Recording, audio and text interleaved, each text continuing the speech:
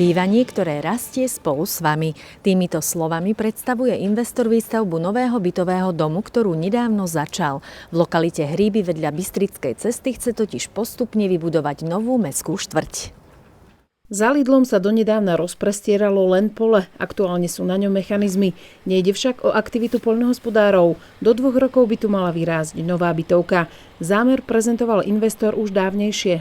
O výstavbu v tejto lokalite sme mali záujem už pred niekoľkými rokmi, avšak najmä z dôvodu zložitého legislatívneho procesu a hustoty dopravy v meste Ružomberok sa natiahli povolovacie procesy. Stavebné povolenie sme získali na konci roku 2025 a začiatkom tohto roku sme sa rozhodli spustiť výstavbu. Pokračujeme s výkopovými prácami. Postupne tu prídu stroje, ktoré budú realizovať pilotáž, takže v zemi bude možno bližšie 2-3 mesiace, až potom sa stavba začne dvíhať do vzduchu. V rámci 26. roku by sme sa chceli dostať čo najvyššie. Predpokladáme, že to môže byť nejaké 7-8 poschodie, uvidíme. Za pozitívum lokality investor považuje blízku dostupnosť občianskej vybavenosti. Bytový dom prinesie 83 bytov rôznych veľkostí na 8 podlažiach.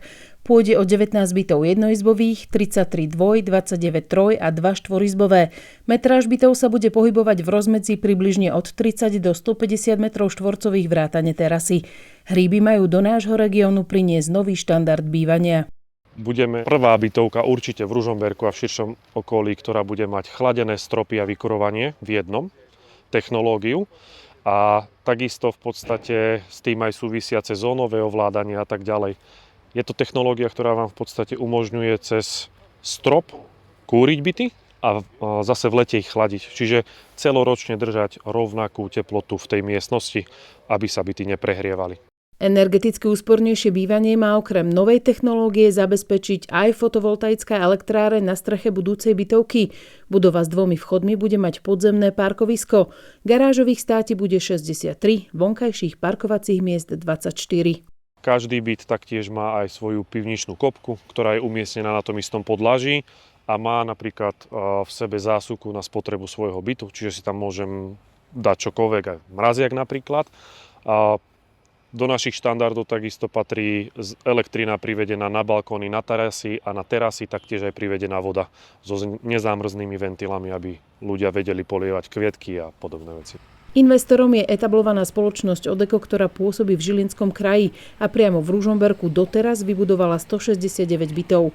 Hríby sú ich najväčší rezidenčný projekt. Plocha bytov v tejto bytovke predstavuje približne 5200 m2 a chcú pokračovať ďalej. Tento bytový dom bude pilotný v tejto oblasti. Po jeho dokončení by sme chceli pokračovať vo výstavbe a pribudnú aj ďalšie bytové domy v tomto susedstve.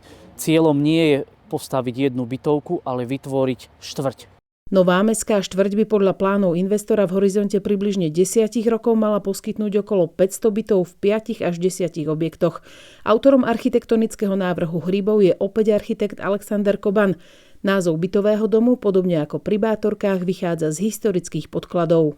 Ružomberčanov môže mýliť výraz Hríby, ktorý sa používa aj v Černovej, ale toto sú ružomberské hríby, ktoré boli takto evidované v minulosti v katastrálnych mapách, respektíve v pozemno-knižných vložkách.